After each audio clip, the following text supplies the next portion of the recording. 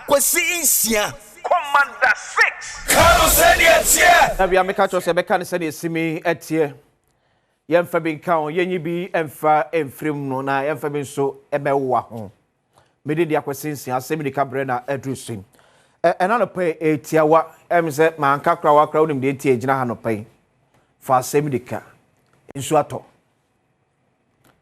from Takrade to Kumasi to Enkran, minimum other areas in Swa etoe but in Swato.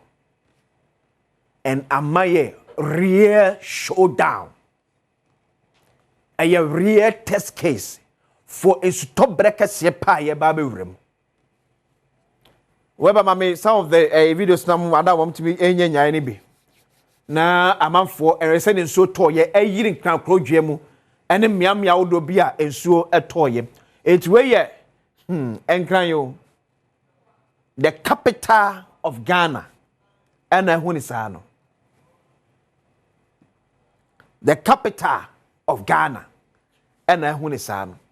And so now to a year and Crofodia will feel crowded, and so obi them, or be in the bedroom, and then soon do one them. Mamma, the Ashanti Regional Minister, a Facebook post not the to one of no. Let's chat some. The Ashanti Regional Minister Aka near fee say ebi ankra krodwe mu nko a hwe Kumasi near si Kumasi. So this Dr. Frank Amwakoyen or say this week that starting from a we will dissect the choked drains around the airport, a major cause of flooding. Leave other top issues. Obeng Mireku, good morning. Obeng Mireku, good morning. Obeng Mireku. Akwasi Boko there. ko pa na so e Boy twamfoni che se na Kumasi suyire no etie.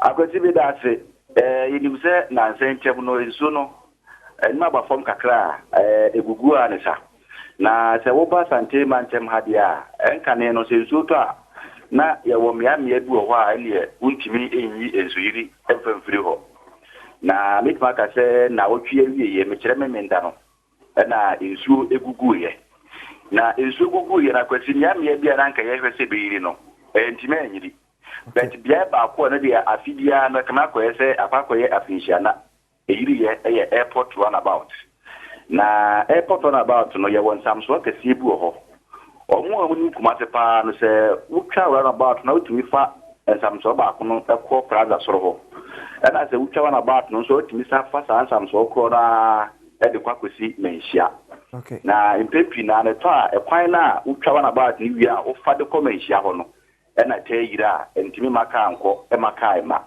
na de wo ba ko na wo fa ko de kem so ene plaza ho ne de so no to aso be en fo be na ya e ko enso etimi na me nda de ekwan na utwa runabout se de wo ko menhia na wo fa so na e ko na eyiri ya na ka entimi nko ka entimi ema na eye asefesem na ze wo hwe asantimante mempimpi na kenyitia enso ya na ye bia ya na yi ni na ye efian ko fodo do na de shekatem but me den so eto ye hu se ho yiriye na bi no kire se na kama ko ese nkofo eido mu ni e wo ho awon so ye bia ba ko na se wure mu santa asen so a o kwa kofa unity wo ye wa kwa kosi ho no so nam se nkofo agye nta ase wo ho sisi dan ti no ho no so ya na kairi but e kwa no kwasi udara nse se ogba Kumasi fa kakra ho no omaguso asphalt ho nso no yiri eti emie bu ho anan ka ye hwese nke be yiri but airport there still na yiri Akwasi metima ka se niema enkofo tubu gatesi mu no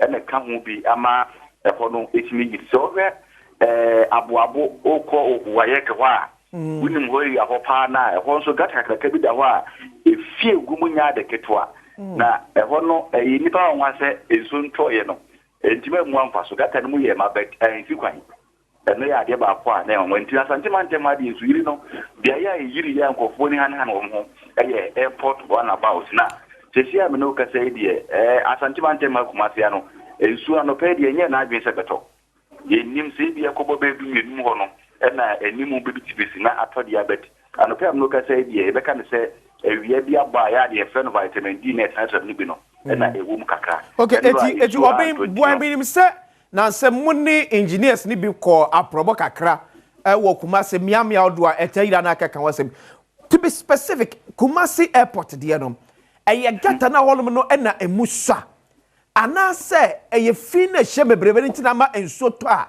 entimi nko akwasi se wo hwe airport wo gata na so na mehu ni mani fi ya mehu se o makote sa gata ni mu ache eti anya ati gata no fa se wo hwe menye a technical engineer de bet lent ya wo gata ni mu ntimi describe but me sure say emuwa but wo se anya ahipu ama atake half of the gata and also that chance so ankofo so a wo mo e wo sepe area mu gata na ho na didi ko na firiba ene de chem so area mu ho no gata na mu wa na Ghana hasuba no dogo na ko ese so to e free bi shira yi okoja gata na ho na wo yibo na ba ko de atuntum ibo won so to na ni agi na ohwe bola de agum sa gata no ensu a eto ya yiri ho no ye ka efia kwasi yimagu kwa ho a akwabika is an ISO anodre na chese anwea ahyemu ma no Roberts plastic waste nso no asa agimu ma no ena ka ho bia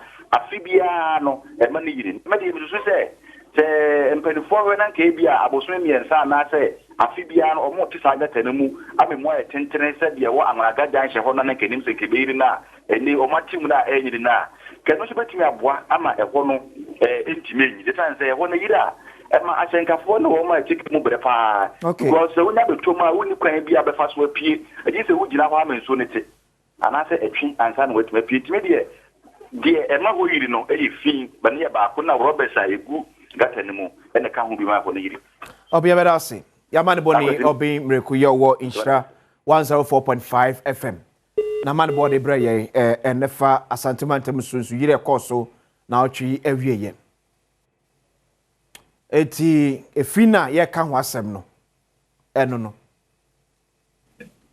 efina ye ka ho asem no eno no mam kwa manso bi na me ne director of drainage the Ghana Hydrological Authority engineer Richard Ameko enkodi nkomo engineer good morning morning me akraba ko de nyame adom adomo ene se me ma ka se bebre kra ene se ay adwene se aswodina na ebe ko ene ma ye engineer enkra to be specific dia na esintia ensuo to na stane free so no ba yenya gatamu emfamfa na da bia se etwifa yeso yi but manto question you me bisa se enkra hanom dia na amara ye issue a ensuo to na free so no eba enya gatas mu emfa na se etwifa kwan mu yi eno na waka eminia bebia see he said yes, we are not controlling development. We are not controlling development at all. The local authorities, you can't understand why this is happening. It's obvious I know to sit down here. And what means a high in Sumupa. I wouldn't say high in Sumupa. This is not cotton material, no feeling, no sit down. So it's a banisana into the in a fat. It's to say better him. He and soon be called. The beer was saying so so and so aqua feel it. You could be a uncle here. The woman of people's mind. Hello, engineer. Hello, engineer. Hello, engineer. But I'm sure engineer who man sam na family call my joy online. Na ya refer engineer ankasa to ono ankasa nsem yo ka emre bia atwemo ya engineer to menka but me to onka pa engineer wo kasa ba to asmare okay that makes sense baby a ebi no motete ni ade no enye baby a wo sese bi ni partner okay na sese bi so person na hokra na wo say we engineer the place properly okwa mama so people are living in water and the rest it is because they have re-engineered the place properly by the end of the bio. And I say yakoto material, yakoto a material fili na yeti dan ho. Forgotten say so to ebefa hin. Eti engineer Ghana Hydrological Authority.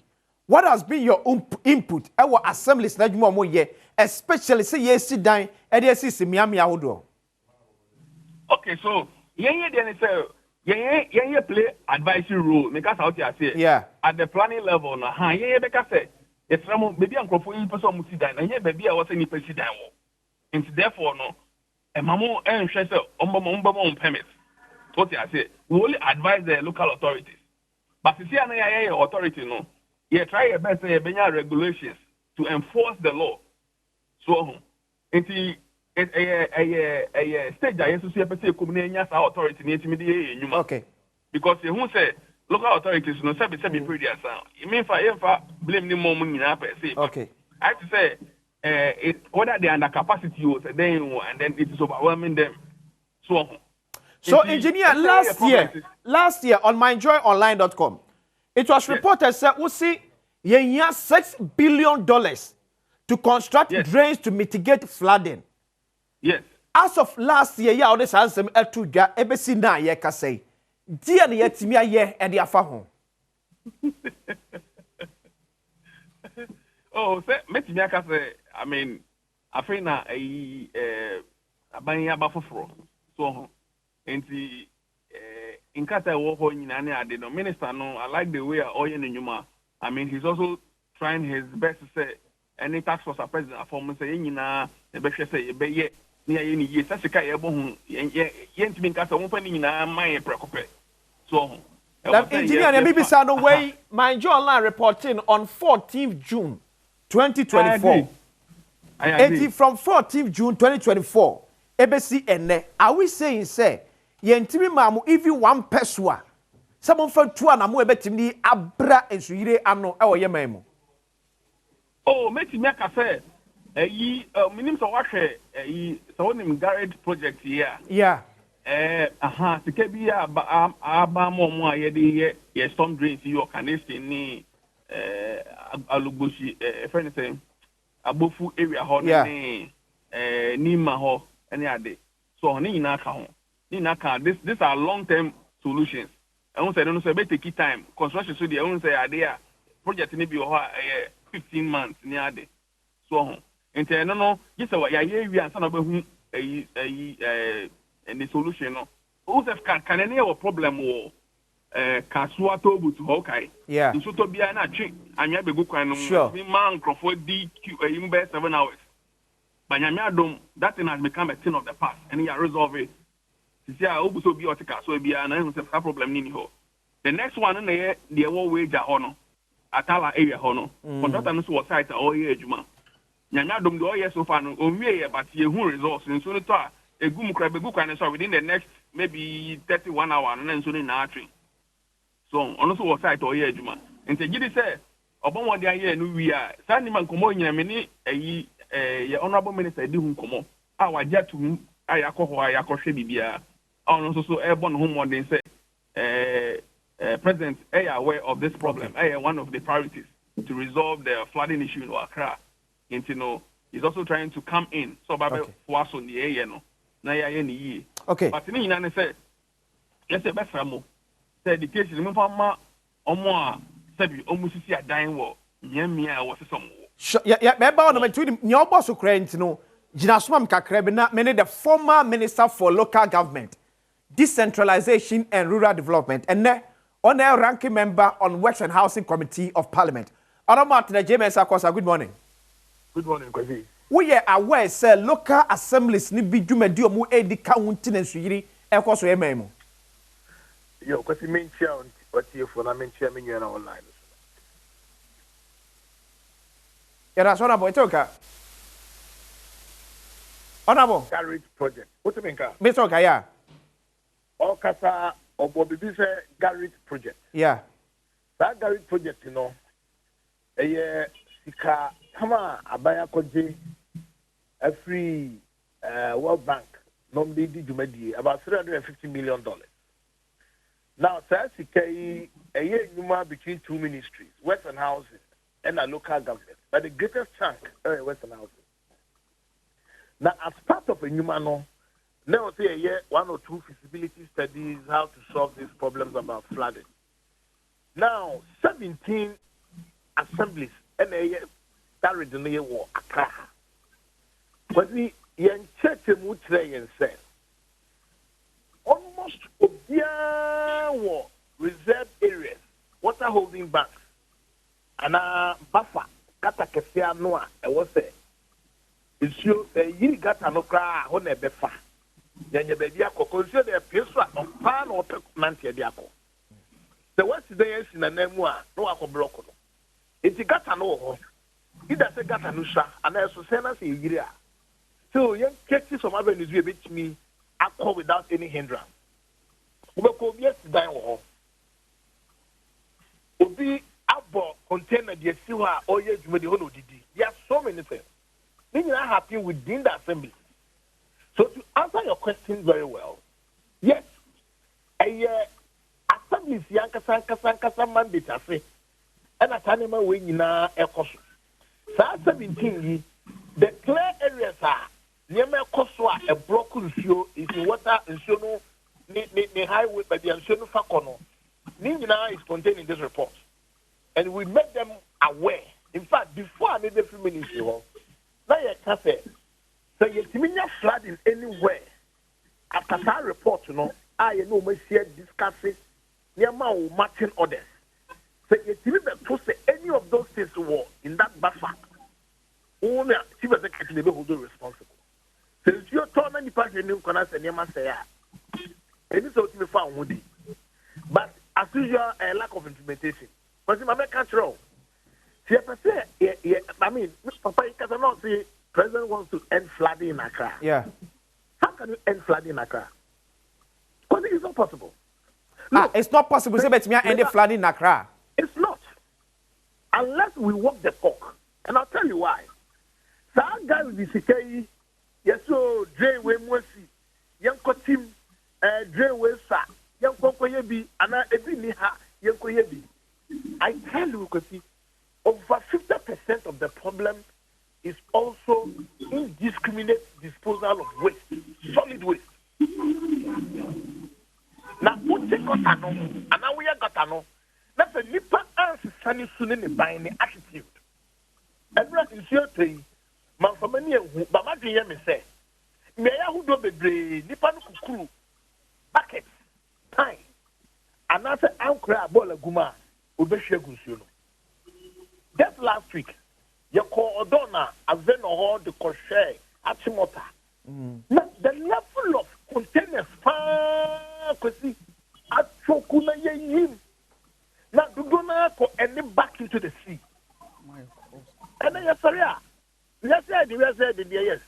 But I tell you that part of it, yeah, because the marine life is affected in the sea. The amount of plastic waste you could boom. But then I'm doing Etimania and continents, you know, I'm walking here. You will not know it until you see with your eyes. Although, the amount of plastic solid waste.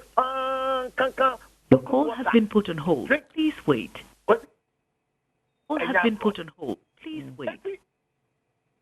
But the construction of these facilities, but the human attitude. Because once you create the drains, and the drains now become a dumping facility, it's stopped, it's blocked. It becomes useless. Okay. So not having it is even better. And a two-way affair. I don't know whether said or Tina Ghana, yes, say attitude. So mine. That's where my skepticism comes from. Because we have been at this campaign for long, and it's getting worse.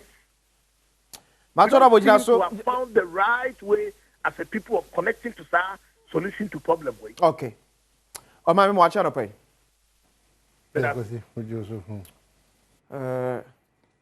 Oh, my Cabra Sante, Atrasenti, Penform test on the Mudum engineer, Kewa on a year of dreams, Emma Ghana Hydrological Authority. So, and a former minister for local government, decentralization and rural development. Martin James, of course, as soon as they before that, the Niaman Boni from Ashanti region, Obeng Mireku so Airtrain Combo, and free Kumasi Airport to Sujida, a year, oh, Mamma Chibium. Kwasima Joso. Mamma Famanade. There's nothing to talk about. In Sua Assembly, they are to him now. I don't want to use energy for this conversation. Mahama is the hope. So let's hope that said we are stabilizing the city, that fuel neighbor form no, obey the magic. Because if a former minister talks that there is no hope, I disagree, respectfully. There's hope. That's why Mahama continues to be the hope. See, respectfully, I disagree. Because on my chichiri, you know, yeah, the enyoma egu akwam na ye make sure say be enforce so e boa mo man chichiri ni timi di mu wie peyo.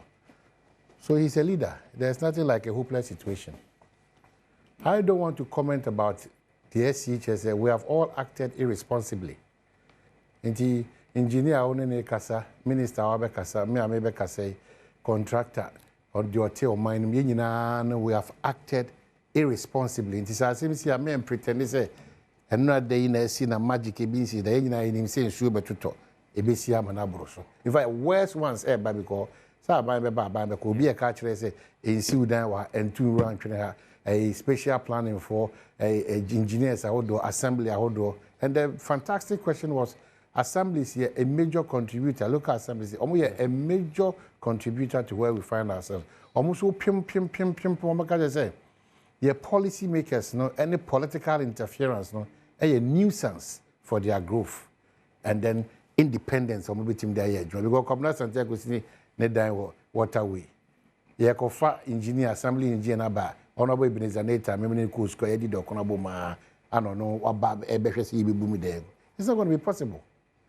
So those are the realities. Until we get to that point, how can you see a former minister works in housing and as a rose, you know, almost spending 520 million Ghana cedi to desilt the odor or whatever. What has it come to?